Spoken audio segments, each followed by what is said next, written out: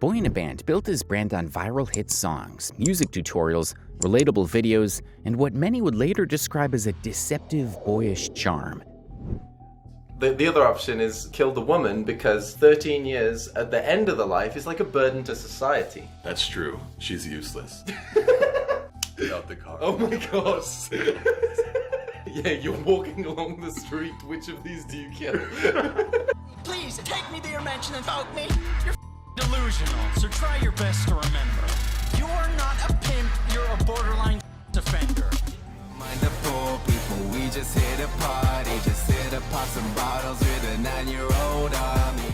From amassing 2.9 million subscribers and collaborating with the likes of PewDiePie, iDubbbz, and TheOdd1sOut, he made a name for himself as one of YouTube's most talented OG indie producers, teaching other young indie creators how to make and mix music from the comfort of their homes. But after years of dominating the YouTube music scene and courting the adoration of millions, a horrible scandal broke out. News of how he engaged in degenerate acts and specifically targeted young girls to date spread like wildfire all over social media.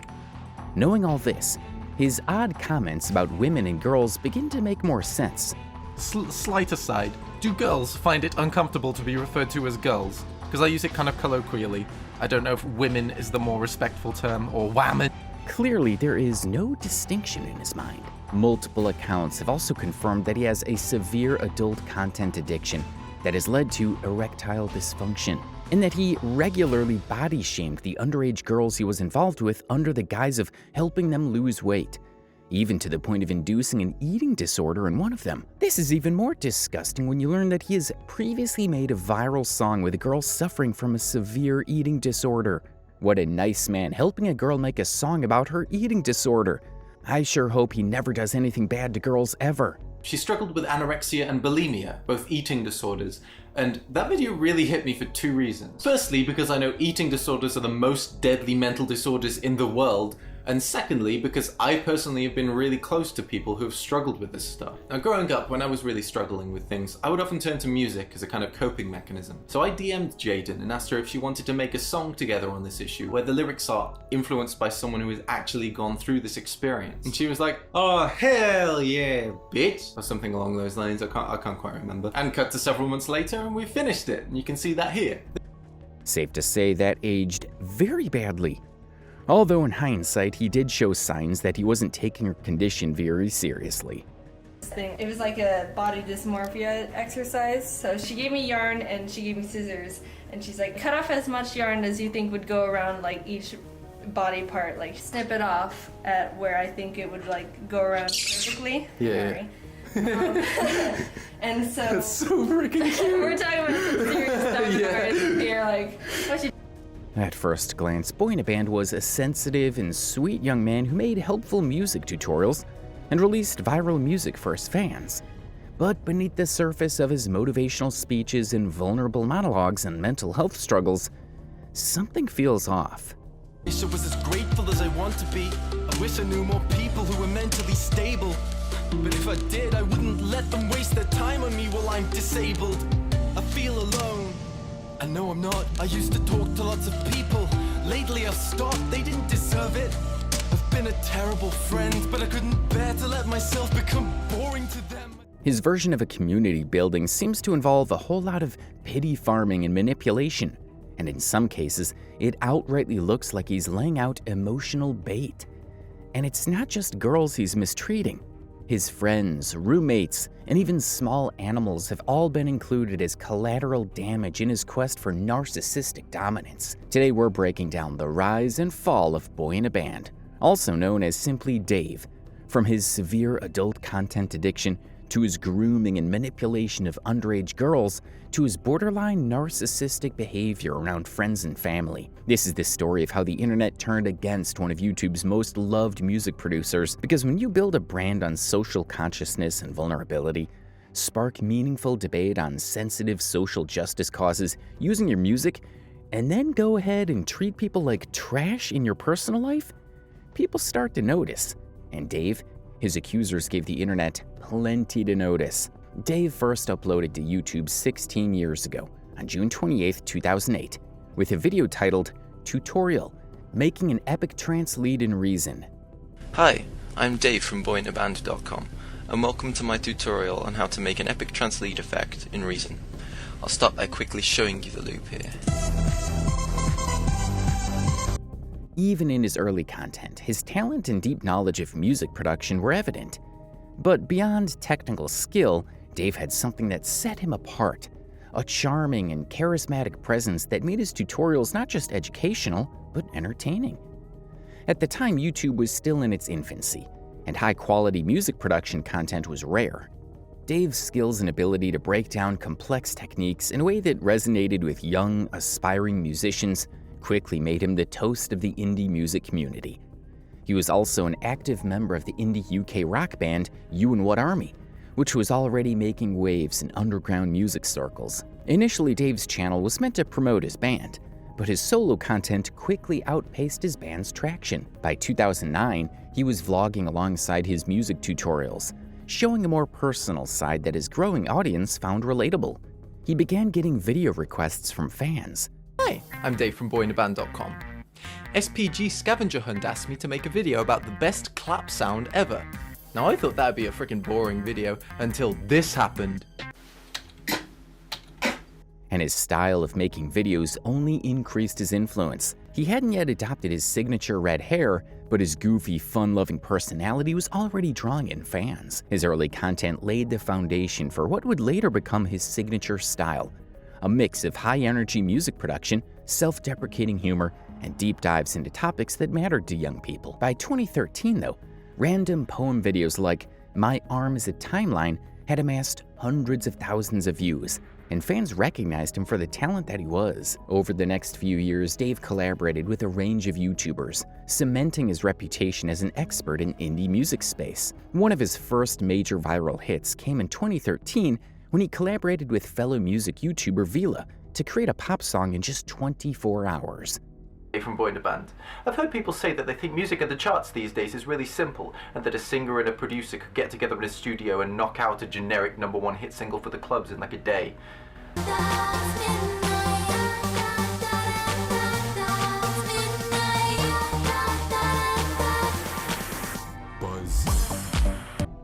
The video showcased not only his production skills, but also his ability to create catchy, mainstream-friendly music at an astonishing pace. The song got a whopping 1.8 million views, and his efforts were well received by fans. Many of them took to the comments to say stuff like, "This is genuinely something I would listen to daily, LOL," and "Sounds like every pop song I've ever heard. I think it'll be at the top of all the charts." By 2014, Dave would once again be involved in collaborations with other YouTubers, this time Emma Blackery, which helped solidify his status as one of YouTube's go-to music producers. Once again, the song crossed the 1 million view mark and began the formation of what would later become his core fanbase, emotional teenagers.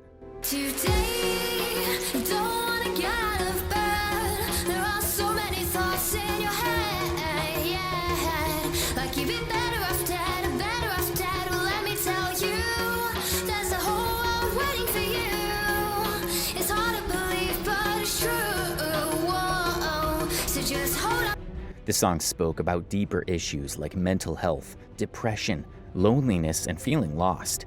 Still, he tried to keep it wholesome and mostly focused on lyrics that promoted self-love, confidence, hope, and compassion. However, it wasn't until 2015 that Dave released the song that would catapult him to viral superstardom. On February 2nd, 2015, he uploaded Don't Stay in School. Don't Stay in School raised awareness on the inadequacies of the school curriculum when it comes to equipping students with the actual skills they need to do well in life. And while some educators and parents were critical of its message, many students resonated deeply with its themes. It came as a surprise to no one that Dave would release something so controversial as this, especially considering his previous rants about school. The song became a sensation, garnering an astonishing 47 million views and sparking widespread debate. For some parents, it was a heaping load of bull. He's just being over the top. Every kid knows you have to go to school. I think people really underestimate how reasonable kids are. But for the most part, educators were able to admit on camera that Dave had a solid point. We do focus a lot on testing and not so much on real-life applications, so our kids end up really confused when they graduate. More and more parents became radicalized, and some even went as far as speaking openly about the role of government in the enforcement of good education. It didn't prepare me on how to get a job. I don't remember the class of how to get hired. Don't remember that class. The state education is getting enough money from our taxes to be able to provide more than what they're providing right now. Video? Not at all. I've been fighting with my daughter over YouTube. I love that side of YouTube. I'm actually now thinking we could just educate our students more with that. Definitely. The impact was so significant that some schools even held discussions and assemblies about their curriculum in response to the song.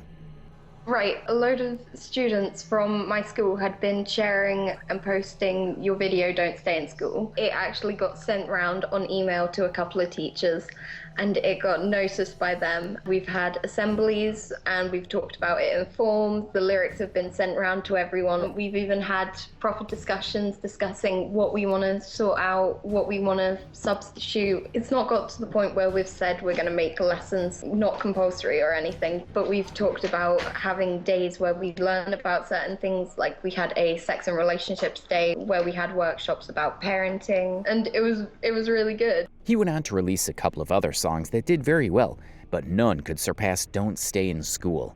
The song was shared across Reddit and Facebook, amassing 1.5 million likes and over 200,000 comments.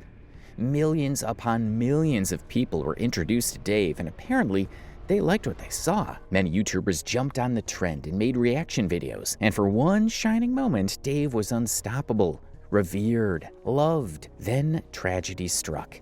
Despite the success, Dave's personal struggles became more apparent. On July 9th, 2015, he posted a video titled, "I Hate Myself," in which he opened up about his struggles with motivation, self-loathing, and depression. Right now, I hate myself. Motivation. So whenever it comes to being motivated enough to do something, I fail.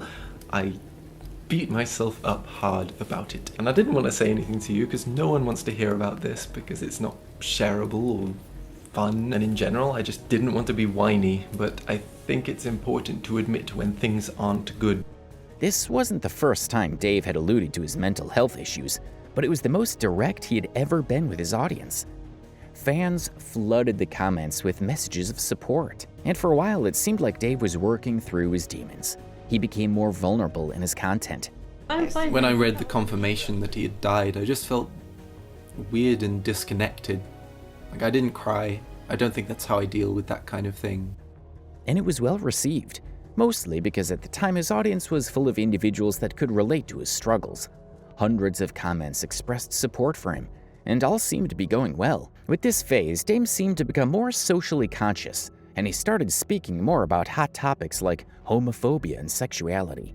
I wanted to try something with two of my YouTuber home slices, Cry and Minx, both in the same song for the first time. Now, I've been talking to Minx about her wedding to her girlfriend Chrism, and how freaking horrible it was that Chrism had to grow up with a family that was actively against her because they were really religious and their religion stigmatized her sexuality. Well, Chrism is Minx's wife now, and I was at the wedding, and shockingly enough, no homophobic gods smited anyone. How? Not even a little smite. And that was how the song Spectrum was released. Spectrum garnered almost 9 million views, and Dave went as far as making a statement saying, "I had to make this because it infuriated me how there are absolutely loads of people in this position where coming out can actually be dangerous." For a moment, it seemed like Dave was getting his groove back. However, he relapsed again, and his battle with mental health took a toll on his consistency. In his later videos, he went on to describe his journey of going to a therapist to resolve his problems and his struggles with detachment. After therapy and a lot of reading, I came to a conclusion. I want to deal with the fundamental issue of me hating myself into working to see if that makes me more consistent and happy. And this is the first time I've tried to address this issue of hating myself into proactivity. So I've been trying to figure out what I value and can I use another method to motivate myself other than self-hatred? Because as it stands, right now, deep down, I still hate myself, but the rational part of my brain is getting much better at caring for myself like I would care for another person that was having this kind of problem. This is a fundamental change to my personality, so I don't expect it to be quick and I haven't figured this out yet, but I am slowly starting to get myself into a routine of working not based on self-hatred. By late 2019, his uploads became increasingly sporadic, and his final YouTube post was a cryptic community poll where he asked fans if he should take all his medication at once. An overwhelming 94% urged him not to. Then he disappeared from the internet entirely. For a while, fans speculated about his whereabouts. Some believed he had stepped away to focus on his mental health, while others feared the worst. Then in September 2022, the unthinkable happened. A post on the subreddit r/Boyinaband alleged that Dave had engaged in deeply disturbing behavior for years. This anonymous individual released a damning letter where Dave was accused of physical abuse, mental abuse, grooming, and pedophilia. In one of the released screenshots, the anonymous ex wrote, "I'm so glad to see this being talked about publicly. He's abusive and dehumanizing to many of the women from his fan pool and pushes the sexual boundaries of others. He shouldn't be anywhere near young women." Further screenshots went on to reveal how he had a thing for young, childlike girls and almost exclusively sought out these kinds of girls as sexual and romantic partners. The claims, reportedly from his ex-partners, accused him of manipulating and abusing young girls under the guise of polyamory. In one account, he allegedly chooses his victims because of their naivete, knowing fully well that age-appropriate women would never put up with such terrible treatment. And when the girls would try to stand up for themselves, he would coerce them with threats, saying that he was a famous person who could easily replace anybody in a split second. The most horrifying part is he wasn't wrong. Because of his YouTube fame, thousands of girls have harbored some sort of infatuation for Dave, and due to the kind of music he produces, that is emotional teenager music, a huge portion of his target audience is made up of teenagers, young girls. So when Dave allegedly said he was going to replace the girls, he probably meant to do so with one of the thousands of teenage girls in his DMs. This revelation is even more sinister when you realize that towards the end of his YouTube career, Dave was posting more and more vulnerable and open content. Picture this. You're an emo teenage girl that's into emo rap, and Dave is one of the biggest players in that field. Heck, you probably have a secret celebrity crush on him. Then, suddenly, he reveals that he's battling depression and loneliness. You immediately go, "Me too!" And in a bid to share an emotional connection, you text him to tell him everything's going to be okay. Some of the allegations have claimed that Dave never texted any girls. He simply accepted what they were offering. What I heard from him is that sometimes he'll reply to women who reach out to him, but would never reach out to someone himself. When you consider that he's in his 30s and supposed to be the responsible adult here, it gets extra disgusting. At the same time, it reveals a pattern that was not immediately obvious before. What if it was all bait? How much of his mental health struggle was publicized for the sake of vulnerability? What if he continued to make content like that because he knew it worked to lure in his victims? From the videos about hating himself to the publicity stunt where he put up a poll and claimed that he would take all his medication at once, it now seems like one giant plot to farm attention and emotionally manipulate his extremely naive victims. One of the most damning allegations involved a 17-year-old girl only known as Rachie, who had once been a fan of his band before becoming romantically involved with him. In one of the screenshots, the accuser said she was 17, recently turned 18. Dave was 27. It was so odd because I knew they probably had something going on, given that he was poly, and she was head over heels for him. Things got even worse when a clip resurfaced where he made Rachel sing the intro of one of his songs. In the intro, she sang, and I quote, "Take me without my consent." Take me. You gotta take me without my consent. You gotta take me without my consent. Their relationship began when Rachie herself attended one of Dave's live shows. Dave's band, named You and What Army, played a show at the Wolfram Hall, part of a concert titled Generation SummerSlam. Rachie attended the concert, but it's unclear if they became romantically involved at that time. A year later, Rachie came to another concert featuring You and What Army, and immediately afterwards, she began chatting with Dave on his MySpace account. They exchanged messages quite often, and eventually met up in real life and had regular social gatherings. Dave stated that he attended Rachie's 16th birthday, which in his eyes made him feel like the friendship had become fully solid. This was when they finally became romantically involved, In one of his videos on the 12th of May 2011, Dave admits to waking up next to Rachie and using her as a vocalist in his song. And although it wasn't directly admitted to, this implied sexual relations between him and Rachie. And the hooks themselves. So, first, I guess you need to find a vocalist. For my vocalist, I woke up next to her and figured, yeah, she'll do, which, as I understand it, is the usual method a record label executive will use to pick a pop star. But yeah, thanks to Rachie for helping out with the vocals and lyrics on this one. Check out her website, revisedwithrachie.com, if you happen to be interested in learning psychology, since that's what she teaches on her site. Link for that below.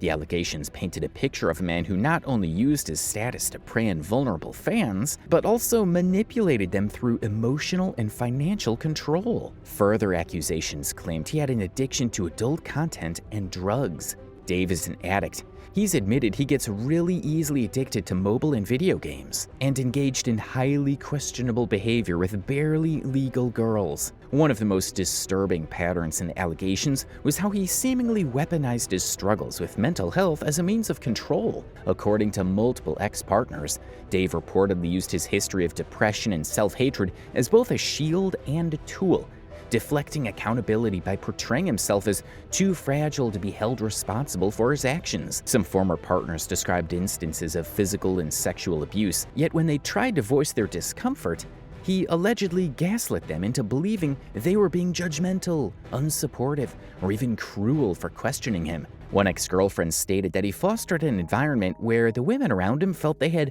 no right to complain, as if his suffering justified their mistreatment. This manipulation ensured that his victims not only tolerated his behavior, but in some cases even blamed themselves for it. Even his friends were not spared.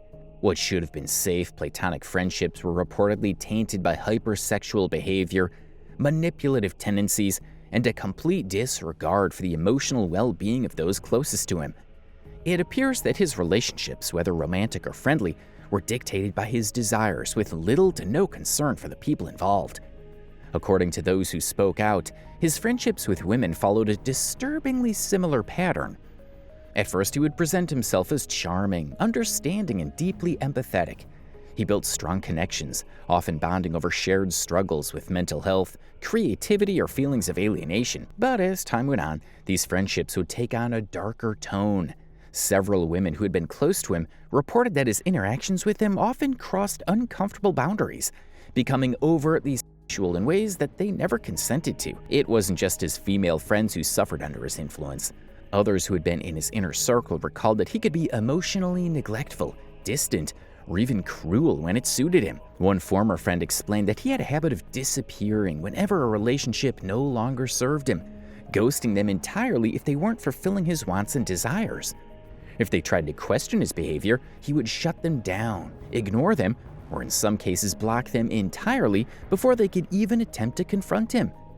Whenever someone would express discomfort, set a boundary, or attempt to distance themselves from him, he allegedly resorted to weaponizing his depression and suicidality as a means to guilt them into staying. He would regularly post pitiable stuff on socials to farm sympathy and evade accountability.